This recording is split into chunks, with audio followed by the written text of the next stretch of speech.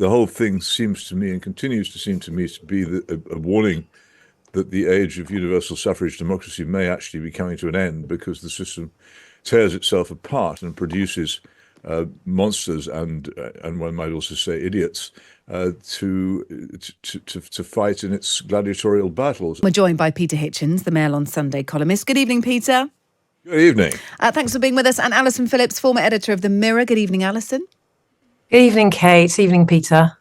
Good evening. And you can get in touch with us as well, 0333 003 2353 if you'd like to WhatsApp us. You can also text us 87222, start your message with the word Times, or pop us a tweet at Times Radio. A lot of you getting in touch on the increase announced today for university tuition fees. You can keep those coming in. We'll run those by Peter and Alison in about 5-10 minutes or so. Let's start, first of all, though, with the US election. Hotly anticipated. Polls open tomorrow in less than 24 hours. It is crunch time for Donald Trump and Kamala Harris. They've both been using the final hours of campaigning to focus on swing states, in particular Pennsylvania, where Trump has just been speaking. Kamala broke it, and I will fix it, and fast.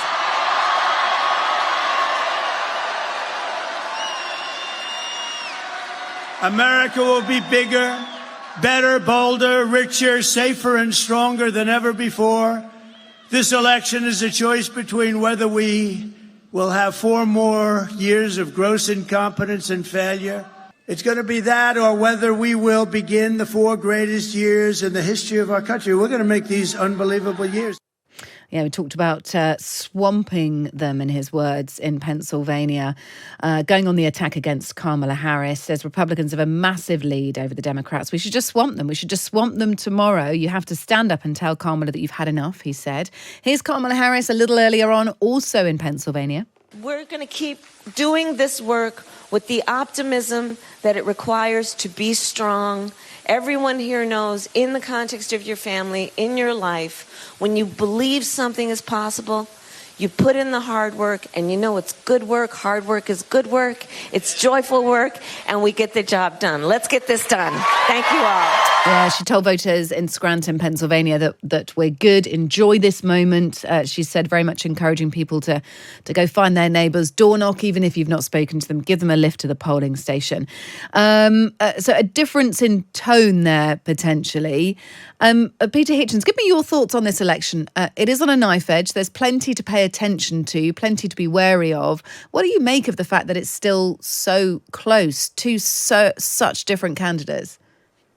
Well, it's extraordinary, isn't it, that anybody wants to vote for either of them, and how they can be close at all. But the whole thing seems to me, and continues to seem to me, to be a warning that the age of universal suffrage democracy may actually be coming to an end, because the system tears itself apart and produces monsters and one might also say idiots to fight in its gladiatorial battles. I think this is an election in which no person of feeling or intelligence can feel any enthusiasm about either of the candidates, or want either of them to win. I would like it if both of them could lose. I know that's not possible, but I just look at this and I think this is where universal suffrage democracy has landed us, and in many other countries in similar fixes where we have political parties that stand for no one, shouting slogans that are designed purely for the immediate consumption, have no real relevance to the needs of the countries involved. It's very dispiriting and distressing, and I do worry greatly about the United States itself if, and this is probably the greatest possible horror in this election, if the result is so close that it's disputed. If that happens, then I really wouldn't like to think where it might end. Yeah, we will pick up on that. But if you were an American voter, Peter Hitchens, would you just simply opt out of this, or? Oh yeah, completely. Yes, I think I'd probably be heading for Canada at the moment. I really don't feel that there's any way in which a civilized person can legitimize either of these candidates, and that's what they're being asked to do. But then surely you'd want to have your sway towards. No, honestly, the power of mass abstention in universal suffrage democracy is hugely underestimated. People won't use it. The only way these people become legitimate and attain office and get all the fruits and sweets and powers of office is because people insist on following the instructions on the packet and voting for them. We don't need to do that. And what if they held an election and nobody came? It would be so refreshing if people just stayed at home. So we're not voting for either of these buffoons. But that is not going to happen, is it? Well, maybe it's not going to happen, but that doesn't mean it shouldn't happen. And it doesn't mean that Americans of conscience aren't feeling that way. I wish they would. Alison, are you into mass abstention? Is the age of democracy over? Well, I do share Peter's concerns about the two candidates that the American people are faced with.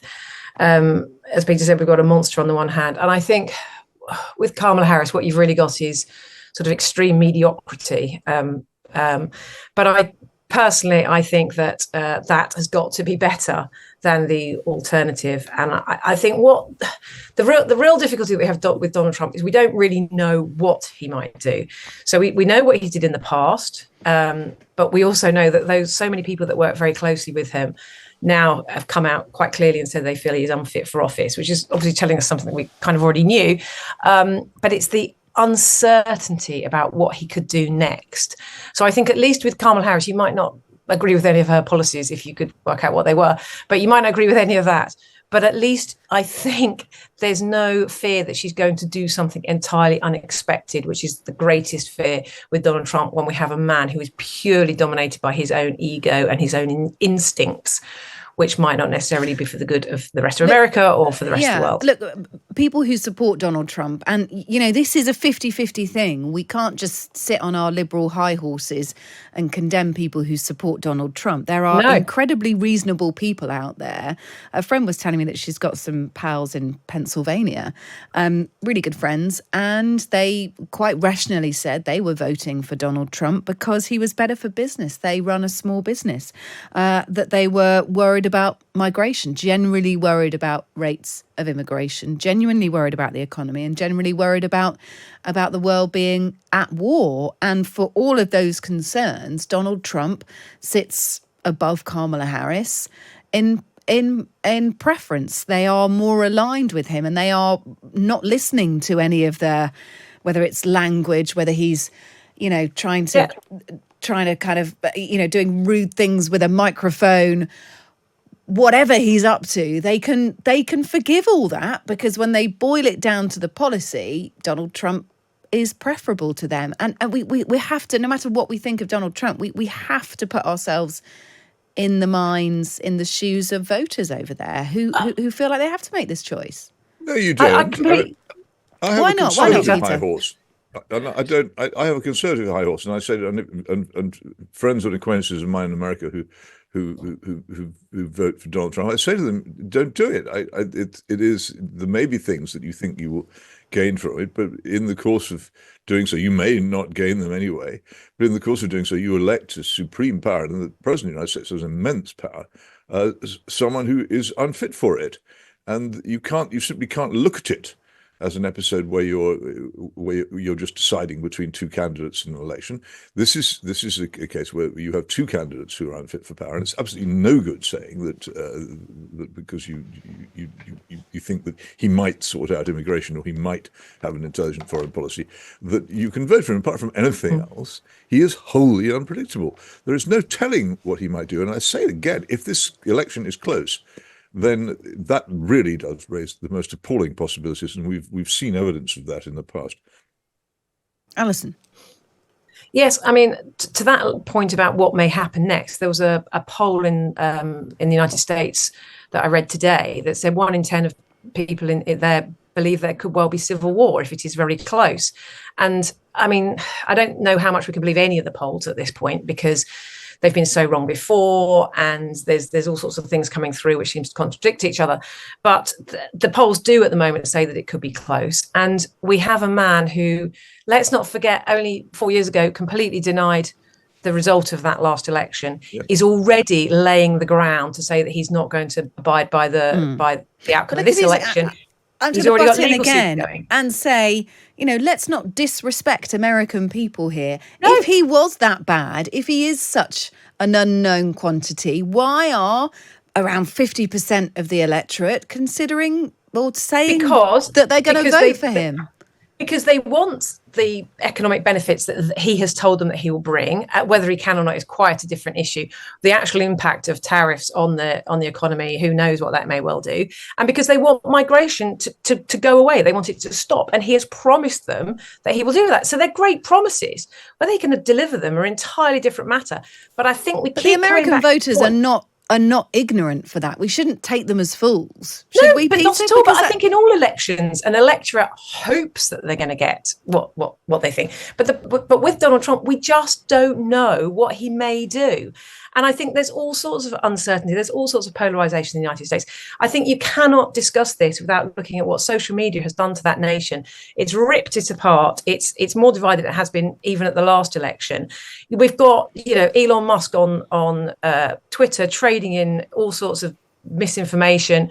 So there's all these things that have added up to this point where people have so sort of divided into two tribes that they feel that they have to then stick with that tribe that they're in, because to move from that point would be some kind of sort of losing.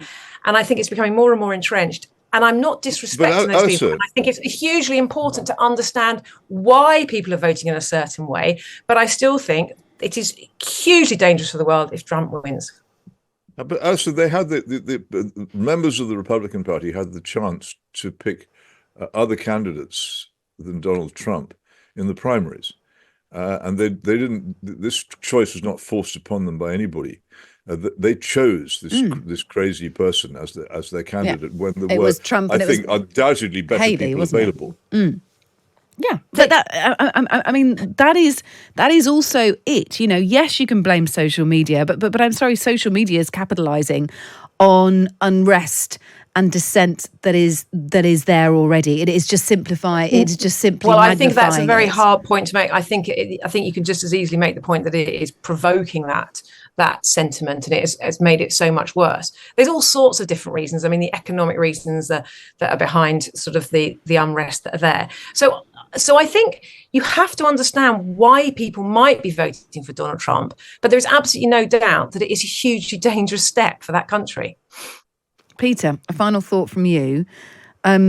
You say that you wouldn't vote in this election at all, and that you shouldn't underestimate, mass abstention. But at the end of the day, surely you want to try and control the controllables rather than just saying, I'm out, that's it, I've had enough.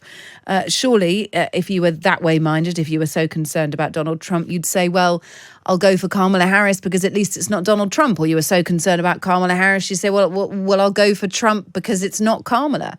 Well, you are faced with a binary choice, aren't you? I don't see why I'm compelled to choose. I have a conscience. Because otherwise people will be choosing for you, and so then it's completely out of your hands. That's under their control. They can do that if they want. The action which would be under my control if I were a registered voter in the United States would be whether I voted for them or not. And looking at both the candidates, who are in their own ways deeply appalling, I think that my conscience would say that I could not conceivably be responsible for helping to legitimize either of them or putting either of them in the executive mansion. I just don't think a person of conscience should do that. And I think if only people would start looking at voting in a more intelligent and broader way, instead of seeing it as some kind of mechanical duty that they've got to vote because voting is some kind of virtue or sacrament, and they would look at it practically and say, why is it that I have to vote for candidates who've been presented to me who have nothing to do with what I desire and who threaten what I treasure? I don't really see why people should do that. And so if I'm put in this position where people ask me, I will say the truth. I would not vote for either of them, okay. and I would urge other people to take the same position.